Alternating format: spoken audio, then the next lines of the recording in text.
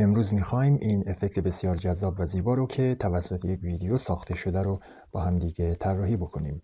پس میریم برای شروع.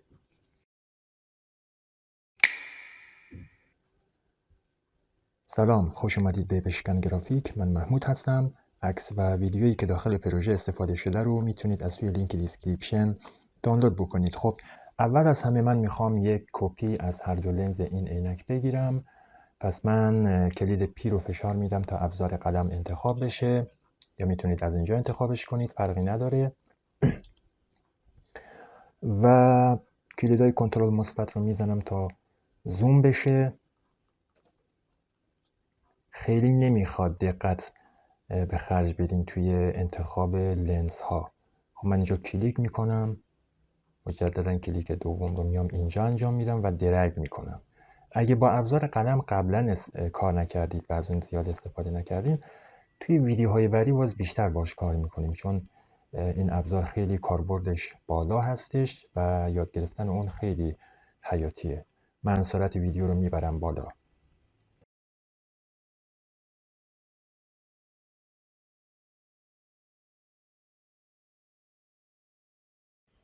خیلی خوب، ما انتخابمون رو کردیم. حالا داخل یکی از لنز ها، یعنی این لنز فعال، من راست کلیک میکنم و میک سلکشن رو میزنم. خب توی این پنجره فیلر لازم نداره، فقط اوکی.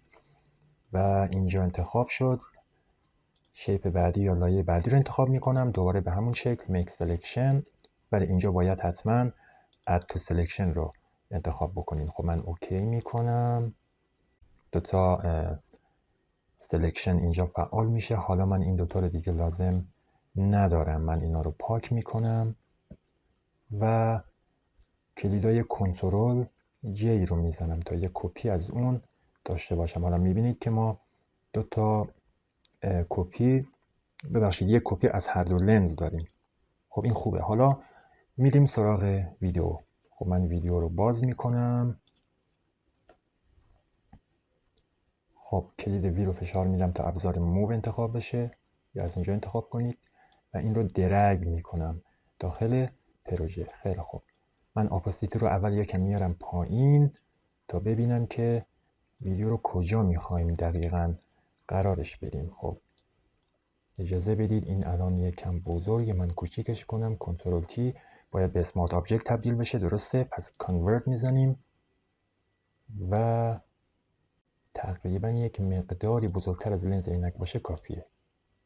من میگم همین خوبه و بیارمش دست این دوتا هم همین وسط باشه، خوبه. خیلی خوب، همین خوبشه. حالا یک کپی باید از این بگیریم برای لنز بعدی. کنترل جی برای لنز دوم. این دوتا توی یه خطن. بله خیلی خوب، ما کارمون تموم شد. حالا بذارید من پلی بکنم. بله میبینید که داره حرکت میکنه. خب اگه میبینید که خیلی شل و ول داره حرکت میکنه، این به این خاطر هستش که اولندش فتوشاپ قدرت این رو نداره که فیلم رو خیلی به صورت درست و کامل، یعنی مثل میدیا پلیرها نیست. دوم اینکه این ویدیو کلا اسلو موشن هست. حالا اینجا یکم سرعتش خیلی پایین تره، ولی خب توی پلیر بهتر نشون میده. خب الان میخوایم این دوتا ویدیو رو داخل لنزهای عینک ببریم. خب این خیلی کار راحتیه.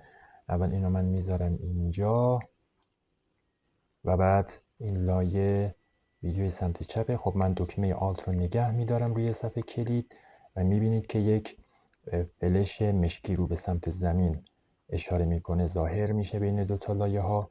کلیک میکنم و ویدیو رفت داخل لنز عینک. همین کارم با ویدیوی سمت راستی و به این شکل درست میشه. حالا ما پلی بکنیم ببینیم که دقیقا به چه شکل کار میکنه. خب من پلی کردم و میبینیم که داره درست کار میکنه. درسته. اگه خواستید خب مثلا ویدیو رو مثلا تغییر بدید، مثلا به عنوان مثال میخواین ویدیو از اینجا شروع بشه، از جایی که پشت این خانم به سمت این آقا هستش. خب میتونید ویدیو رو از همینجا انتخابش بکنید، قیچی بکنید و درگش کنید به سمت مبدأ. خب حالا من این کار انجام نمیدم چون نیازی نمیبینم، نمیخوام طول ویدیوی آموزشیمون زیاد بشه.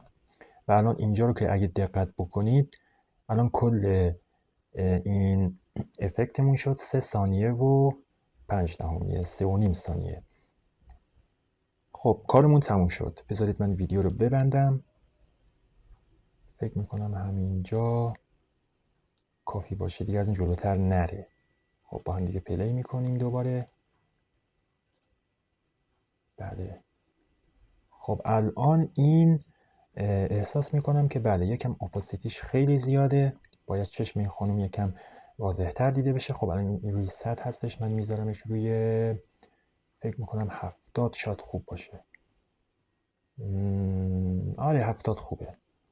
بازم هر جور خودتون صلاح میدونید، 70 به نظر من خوبه. و میبینید که داره کار میکنه. مثل این میمونه که ایشون مثلا انگار پشت کامپیوتر نشستن و دارن یک ویدیوی عروسی رو مثلا دارن تماشا میکنن، یک چنین چیزی.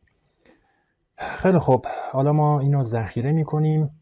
فایل، سیو از، اسمش هم میذاریم مثلا ویدیو گلاسز عنوان مثال. این رو هم روی حالت گیف قرار بدیم، یعنی خروجی گیف باشه و بعد سیو میکنم.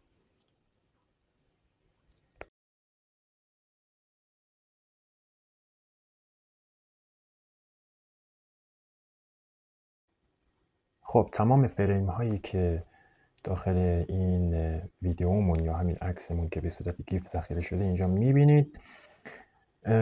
پنجره‌ای که باز شده پنجره قسمت آپشن گیف هست. اینا رو دست نزنید، اینا یکم پیچیده هستش، بعدا توضیح میدم اگه بازم با پروژه های گیفی سر و کار داشتیم. فقط اوکی کنید. خب ویدیوی ما ذخیره شد یا عکسمون. حالا میریم برای دیدن نتیجه. خب اینم نتیجه خروجی ما و همونجوری که میبینید خیلی زیبا شده. پس ما تونستیم این پروژه رو با هم دیگه تموم بکنیم، اصلا سخت هم نبود. و تا پروژه بعدی، خدا حافظ همه شما.